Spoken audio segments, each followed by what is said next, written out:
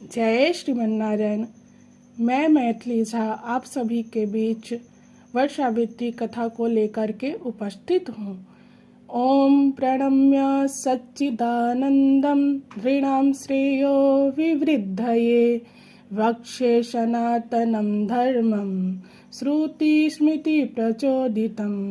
पार्वती जी कहती हैं, प्रभास क्षेत्र में ब्रह्मा जी की प्रिया सावित्री राम की देवी रहती है।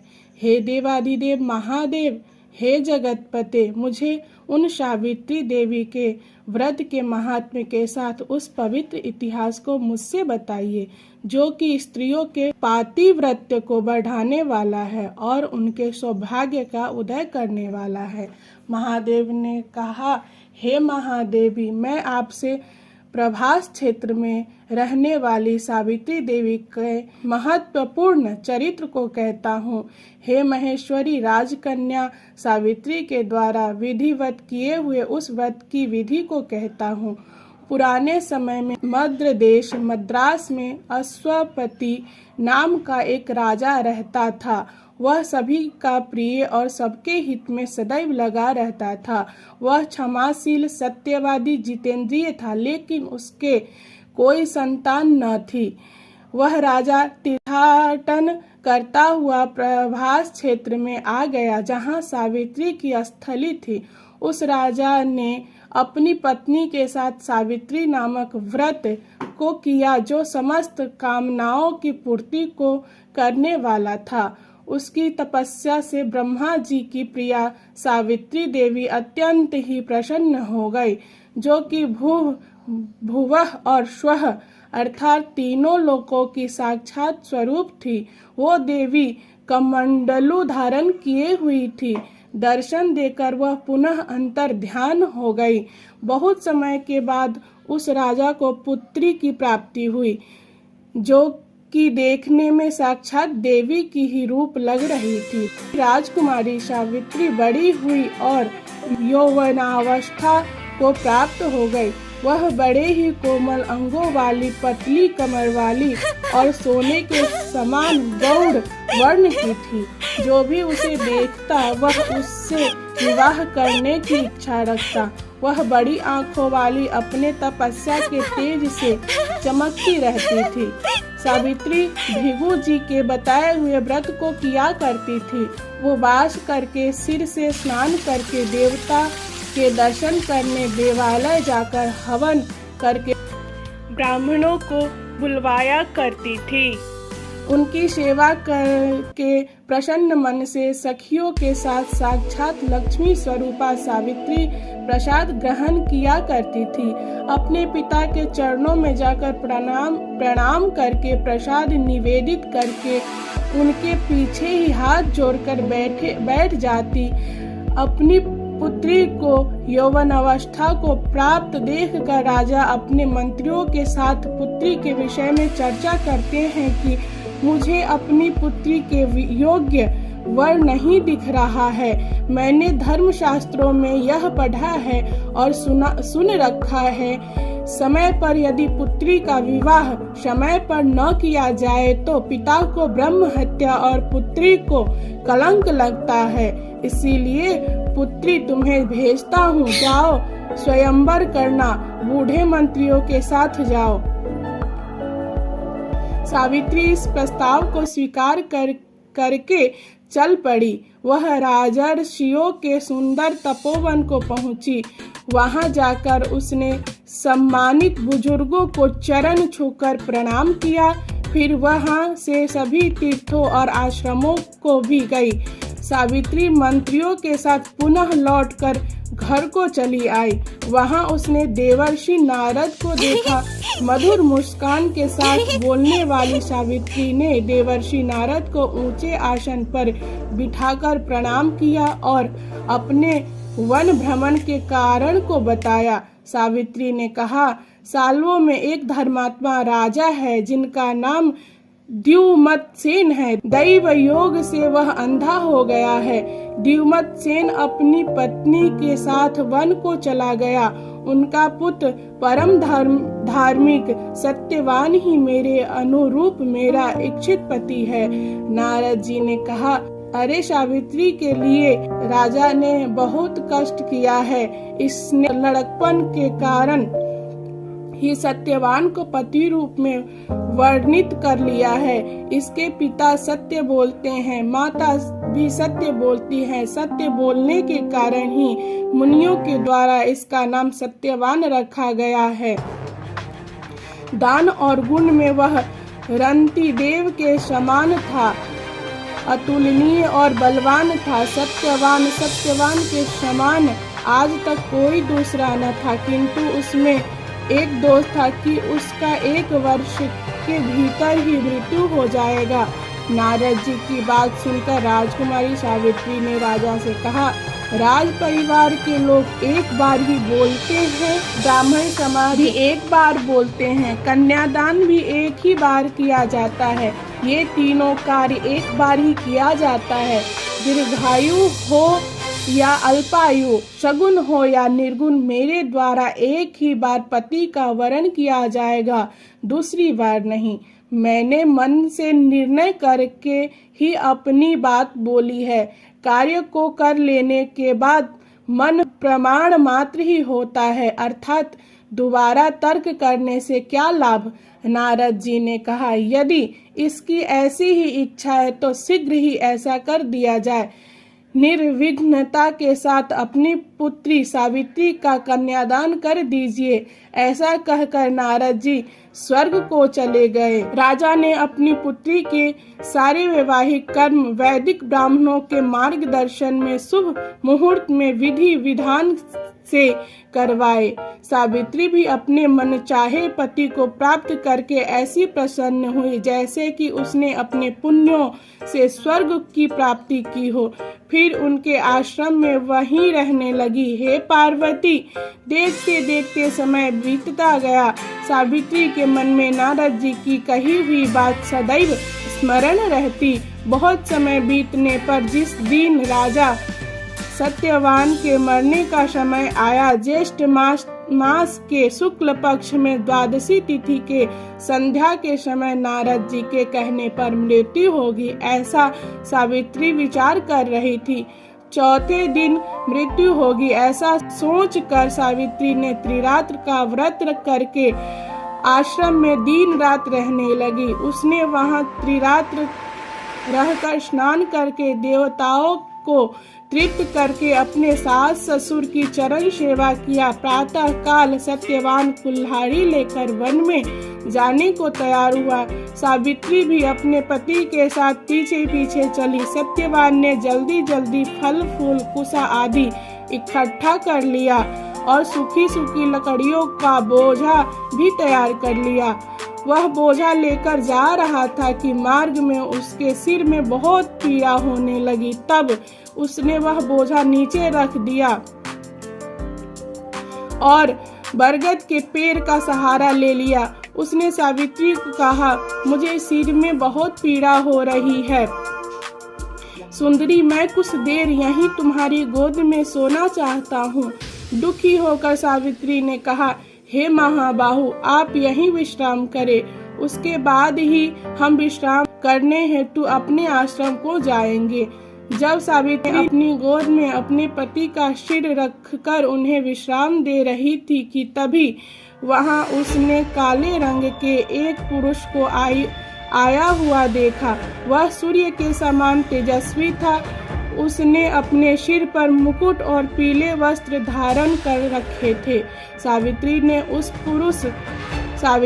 उन पुरुष को प्रणाम करके मीठी वाणी में बोला, आप कौन से देवता या दैत्य हैं जो कि मुझे डराने के लिए आए हुए हैं। हे पुरुष श्रेष्ठ, आप यह जान ले कि कोई भी मुझे धर्म से हटा नहीं सकता।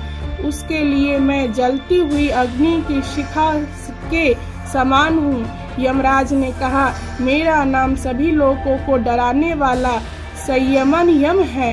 हे पतिव्रता, तुम्हारे पास में जो यह तेरा पति है उसकी आयु समाप्त हो चुकी है। मेरे यमदूतों से न हो सका, इसीलिए मैं स्वयं इसे लेने के लिए आया हूँ। ऐसा कहने पर यम के प्रभाव से उसके यमपाश के स्पर्श के कारण सत्यवान के शरीर से अंगुष्ठ मात्र का पुरुष बाहर निकला। इसके बाद यमराज उसे लेकर पितृलोक की ओर चल पड़े। सुंदरी सावित्री भी उनके पीछे पीछे चल पड़ी। यमराज ने पतिव्रत्य से व्याकुल सावित्री को कहा, हे सावित्री, अब तुम लौट जाओ, यह मार्ग किसी के लिए भी पीछा करने योग्य नहीं है। सावित्री ने कहा, न तो मैं थकी हूँ, न ही मुझे कभी कोई ग्लानि ही रहेगी। मैं अपने पति का पीछा कर रही हूँ और वह भी विशेष करके उनकी सन्निधि की प्राप्ति के लिए। सतां संतो गति नान्या स्त्रीणां भर्ता सदा गतिः वेदो वर्णाश्रमाणांच शिष्याणांच गतिर्गुरुः सर्वेषामेव भूतानां स्थानमस्ति भूतले भर्तारमेकमुत्सृज्य स्त्रीणां नान्यः समाश्रयः। सज्जनों की गति सत्य ही है, सज्जनों की गति सत्य ही है, स्त्रियों की गति उनके पति ही है। वर्ण और आश्रम पर चलने वालों के लिए वेद ही गति है, शिष्यों के लिए गुरु ही गति है और अन्य सभी प्राणियों के लिए यह धरती ही गति है। एक पति को छोड़कर स्त्री का कोई दूसरा आश्रय नहीं है। और इसी प्रकार के अन्य मधुर वाक्यों के द्वारा सावित्री ने सूर्य पुत्र यमराज को प्रसन्न कर लिया। तब यमराज ने कहा, हे देवी, मैं तुमसे प्रसन्न हूँ, मुझसे कोई वरदान मांगो। उसने कहा, मेरे महात्मा ससुर का खोया हुआ राज मिल जाए, उनकी आंखें उन्हें मिल जाए, पिता के 100 पुत्र और मुझे भी 100 पुत्र हो और मेरे पति भी जीवित होकर धर्म की शाश्वत सिद्धि अर्थात मोक्ष के अधिकारी हो। धर्मराज ने वरदान देकर उन्हें विदा कर दिया। इस प्रकार से पति को प्राप्त करके सावित्री प्रसन्न मन से अपने पति के साथ आश्रम को लौटी। ज्येष्ठ मास की पूर्णिमा तिथि को इस व्रत को विधिवत किया। इस व्रत के महात्म्य से राजा को अपनी आंखें पुनः प्राप्त हो गई और उसने अपने निष्कंटक राज्य को प्राप्त कर लिया। इनके पिता को भी 100 पुत्र हुए और उसे भी 100 पुत्र की प्राप्ति हुई। इस प्रकार मैंने इस व्रत के संपूर्ण महात्म्य को आपसे कहा। भगवती पार्वती ने कहा, हे देव, सावित्री की महत्वपूर्ण चरित्र अद्भुत है। उसकी व्रत कैसी है? ज्येष्ठ महीना में उसका विधान कैसे है? उस व्रत का देवता कौन है? उसका मंत्र क्या है? उसका फल क्या है? हे महेश, मुझे विस्तार पूर्वक इस सनातन धर्म को कहें। महादेव ने कहा, हे देवी, सावित्री व्रत को आदर पूर्वक सुनो। जिस प्रकार से अनुष्ठान किया गया उसके संपूर्ण विधान को सुनो। ज्येष्ठ महीना के त्रयोदशी तिथि को दातुन करके त्रिरात्र के नियम करके उपवास करे। यदि त्रयोदशी को उपवास न कर सके तो नक्तभुक्त अर्थात रात्रि में एक बार भोजन करे। जितेंद्रिय रहे। चतुर्दशी तिथि को किसी से कुछ न मांगे और पूर्णिमा को उपवास करे। नित्य ही किसी तालाब या पवित्र नदी या झरने या कुएं में स्नान करके सभी तीर्थों में स्नान का फल प्राप्त करे। विशेष करके पूर्णिमा के दिन सरसों और मिट्टी का लेपन करके जल से स्नान करे। एक पात्र में 1 सेर बालू रखे या जौ साली और तिल आदि धान्य को लेकर बांस के पात्र में टोकरी में एक जोड़े कपड़े में सोने की या मिट्टी की या फिर लकड़ी की सुंदर सी सावित्री की प्रतिमा को रखे। 2 लाल कपड़े को सावित्री जी के लिए और ब्रह्मा जी के लिए, एक सफेद कपड़ा ब्रह्मा जी के साथ सावित्री माता की यथाशक्ति गंध, सुगंधित पुष्प, धूप, नैवेद्य, दीपक, भरे हुए कसोरा, पके हुए पेठा, ककड़ी के फल, नारियल, खजूर, कैथ, अनार, जामुन, जमीरी, नींबू नारंगी, अखरोट, कटहल, जीरा, अदरक, गुड़, नमक, बांस की डलिया में अंकुरित सप्त धान्य आदि से पूजन करें। रेशमी वस्त्र से सुशोभित शुभ कुमकुम, केसर आदि से सुशोभित होकर ब्रह्मा की प्रिया सावित्री अवतार लेती है। उन सावित्री को ब्रह्मा जी के समान मंत्रों से पूजन करे। पुराणों में इनके लिए एक दूसरा मंत्र भी आया है। ओंकार पूर्वके देवी वीणा पुस्तक धारिणी, वेदांबिके नमस्तुभ्यं वैधव्यं प्रयच्छ मे। ओमकार से युक्त देवी, वीणा पुस्तक धारिणी, वेदों की माता, आपको प्रणाम। हमें अवैधव्यता अर्थात सदा सुहागनी होने का वरदान प्रदान करे। इस प्रकार से विधिवत पूजन कर जागरण करना चाहिए। गीत संगीत की ध्वनि के साथ नर नारी के समूह नाचते गाते हुए व्यतीत करें। गीत संगीत हंसते हुए प्रसन्नता के भाव के साथ करें। ब्राह्मण के द्वारा सावित्री की कथा जरूर सुने।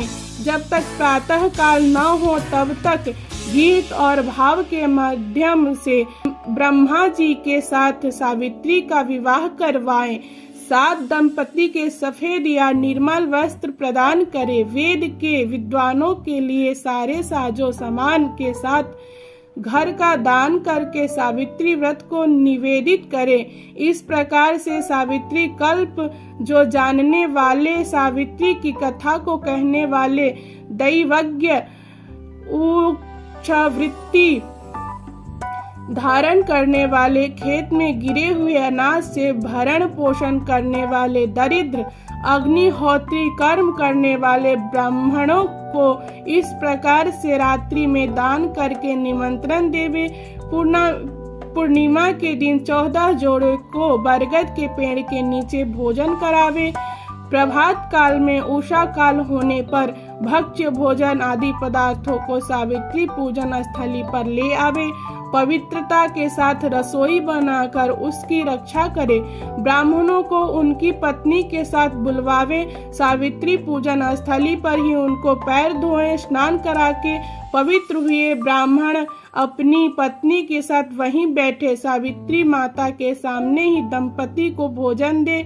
उनके भोजन करने से ही मेरा भोजन हो जाता है, इसमें संशय नहीं। दूसरे के भोजन कराने से भगवान विष्णु भोजन कर लेते हैं।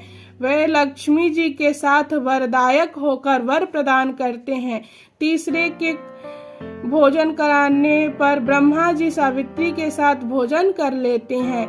हे महादेवी, उस सावित्री पूजन स्थली पर एक एक के भोजन कराने पर करोड़ों लोगों को 18 प्रकार के षड्रस भोजन कराने का फल प्राप्त होता है। विधवा न कुले तस्य न वंध्या न च दुर्भगा न कन्या जननी चापि न च स्यात् भर्तुरप्रिया। अष्टौ दोषास्तु नारीणां न भवन्ति कदाचन। उसके कुल में न तो कोई विधवा होती है, न कोई बांझ होती है, न कुरूप होती है, न केवल पुत्री जन्म देने वाली होती है अर्थात पुत्र की प्राप्ति होती है, न पति की अप्रिया होती है, पति उससे खूब प्रेम करते हैं। इस प्रकार के 8 दोषों से सावित्री व्रत करने वाली सदैव मुक्त हो जाती है। इसीलिए पूरा प्रयास करें। सावित्री पूजन स्थली अर्थात बरगद के आगे भोजन कराना चाहिए। हे देवी, कभी स्त्रियों को कटु, चट, नमकीन, खट्टा को कषैल्या भोजन नहीं करना चाहिए। पवित्रता के साथ बने हुए प्रसन्नता प्रदान करने वाले 5 प्रकार के मधुर व्यंजन होने चाहिए। प्रथम घी और बहुत दूध से युक्त मलपुआ होने चाहिए। दूसरे में अशोक के फूल होने चाहिए। तीसरे में खजूर होने चाहिए। चौथे में गुड़ और घी होने चाहिए। यह पुरुषों को प्रसन्न करने वाली और स्त्रियों का प्रेम बनाती है। धन धान्य से युक्त होकर सैकड़ों नर नारी से युक्त परिवार देता है। कुएं से उसके कुल का नाश नहीं होता है, न ही ज्वर, न मानसिकता ताप, न दुख और न वियोग ही होता है। अशोक के फूल के दान से 21 कुल तक की बहुएं पुत्रों के साथ अनेक दास दासियों के साथ भरी पूरी रहती हैं। जो पूरी दान करते हैं वे अपनी संततिवान वधुओं के साथ कुल में रहती हैं। ब्रह्मा जी ने ऐसा कहा कि दही, चीनी, श्रीखंड, लड्डू को प्रदान करने वाली युवतियां निसंदेह अपने कुल को प्रसन्न करती हैं और उनके सारे कार्य सिद्ध हो जाते हैं। इस प्रकार सुहागिन स्त्रियां की पूजा करने से सुंदर शरीर वाली पुत्रवान साध्वी, सदैव बढ़ने वाले धन्य धान्य से युक्त और जन्म जन्मांतर में हजारों को भोजन कराने वाली होती है। प्रसन्न करने वाले मधुर अंगूर का पान, इमली के रस का गुड़ के साथ पान, गन्ने के रस से युक्त जल का पान कराने वाले पदार्थों को सुहागिनियों और ब्राह्मणों को देने चाहिए। अलग अलग वर्णों के गायों को उन्हें देने चाहिए, इससे उनके सारे पाप जल जाते हैं। अंगों को कुमकुम आदि से सुसज्जित और हार, आभूषण आदि से सुशोभित प्रत्येक देवियों की विधि विधान से पूजा करे। ब्लाउज के साथ वस्त्र दान करनी चाहिए। गंध, धूप आदि से पूजन करके नारियल दान करनी चाहिए। आंखों में काजल लगाकर, मस्तक में सिंदूर लगाकर, सुपारी और प्रसन्न करने वाले सुगंधित मधुर पदार्थों को पात्र के साथ प्रणाम करके हाथ में देवे, तब विदाई करे। फिर इसके बाद स्वयं बंधु बांधवों और बालकों के साथ भोजन करके, अथवा यदि पूजन स्थली पर भोजन न कर सके तो घर जाकर भोजन करे। जिस प्रकार से भी सावित्री देवी प्रसन्न हो वैसे करने चाहिए। इस प्रकार से घर आकर पितरों को पिंड आदि प्रदान करे, श्राद्ध करे। ब्रह्मा जी के द्वारा उस दिन सारे पितर प्रसन्न कर दिए जाते हैं। तीर्थों से 8 गुना ज्यादा पुण्य की प्राप्ति घर में श्राद्ध करने से होती है। ब्राह्मणों के द्वारा दिए गए श्राद्ध को नीच लोग न देखे, एकांत में छिपकर पितरों को श्राद्ध देने चाहिए। नीचों के द्वारा देखने पर भी पितर दिए हुए श्राद्ध को नहीं लेते हैं, इसीलिए प्रयत्न करके श्राद्ध को छिप करके ही करनी चाहिए। स्वयंभू ब्रह्मा जी के द्वारा कहा हुआ है कि इस विधि से सारे पितर प्रसन्न होते हैं। गौरी भोजन, 8 वर्ष की कन्या का भोजन आदि की क्रिया से विसर्जन करने का विधान राजसी कहलाता है। जो मनुष्यों को कीर्ति प्रदान करता है, अपना ही चाहने वालों को यह दान सदा ही देना चाहिए। यदि सात्विक फल चाहिए तो श्राद्ध में विशेष रूप से करना चाहिए। हे देवी, इस प्रकार से सावित्री व्रत का उद्यापन करना चाहिए। यह मनुष्यों के लिए सदैव ही समस्त पापों का नाश करने वाला विधान है, चाहे निष्काम हो या सकाम हो, लेकिन सारे पाप उसी क्षण नष्ट हो जाते हैं। इस लोक में स्त्रियां सौभाग्य और धन धान्य से युक्त हो जाती हैं। जो मनुष्य सावित्री पूजन स्थली की यात्रा करते हैं उनको इस किए हुए यात्रा से अनेकों प्रकार से समृद्धि की प्राप्ति होती है। ज्येष्ठ महीना के पूर्णिमा आने पर सावित्री पूजन स्थली पर जो इस कथा को सुनता है उनके सारे पाप नष्ट हो जाते हैं। और जो प्रदक्षिणा करके फलों का दान विधि पूर्वक करते हैं, चाहे 108 बार या उसका आधा, 54 बार या उसका आधा, 27 बार या फिर 14 बार, जो मनुष्य प्रदक्षिणा करते हैं उनके अगम्यागमन आदि अनेकों पापों के फल का निसंशय नाश हो जाता है। सावित्री पूजन स्थली पर जाकर जो अपनी पत्नी के हाथ से सोने के कलश या मिट्टी के कलश में रखकर लाए हुए पवित्र जल से संध्या करते हैं, उन्हें 12 वर्षों के संध्या का फल प्राप्त होता है। स्नान और दान से, अश्वमेध यज्ञ से, 10 गुना फल की प्राप्ति होती है और उसी प्रकार से उपवास करके अंत में कथा का श्रवण करने से भी ऐसे ही फल की प्राप्ति होती है। ओम शांति शांति शांति ही। स्कंद पुराणोक्त वट सावित्री व्रत कथा संपूर्ण। जय श्रीमन नारायण, जय मिथिला, जय मैथिली।